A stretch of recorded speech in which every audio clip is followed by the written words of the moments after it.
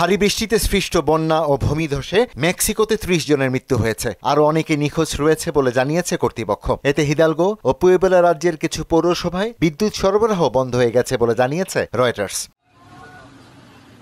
ফিলিপাইনে জোড়া ভূমিকম্পে এ পর্যন্ত ৭ জন নিহত হয়েছে। মার্কিন ভূতাত্ত্বিক জরিপ সংস্থার তথ্য মতে শুক্রবার মিন্দানাও অঞ্চলের মানয় শহরে সকালে ৭.৪ মাত্রার ভূমিকম্প আঘাত আনে। এর কয়েক ঘণ্টা পর একই এলাকায় আঘাত আনে ৬.৭ মাত্রার আরেক ভূমিকম্প। এদিকে চীন থেকে আসা পণ্যের উপর বাড়তি ১০০% শুল্ক আরোপের ঘোষণা দিয়েছেন মার্কিন প্রেসিডেন্ট ডোনাল্ড ট্রাম্প। শুক্রবার সামাজিক মাধ্যম ট্রুথে এ ঘোষণা দেন তিনি। এছাড়া সফটওয়্যার রপ্তানির ওপর যুক্তরাষ্ট্র নিয়ন্ত্রণ আরোপ করবে বলেও হুঁশিয়ারি দেন তিনি। আগামী মে মাস থেকে এ শুল্ক কার্যকর হবে। অন্যদিকে ইরানি তেল, পেট্রোলিয়াম পণ্য ও পেট্রোকেমিক্যাল বাণিজ্যে জড়িত থাকার অভিযোগে ভারতের ৯ কোম্পানি এবং ৮ নাগরিকের উপর নিষেধাজ্ঞা আরোপ করেছে যুক্তরাষ্ট্র।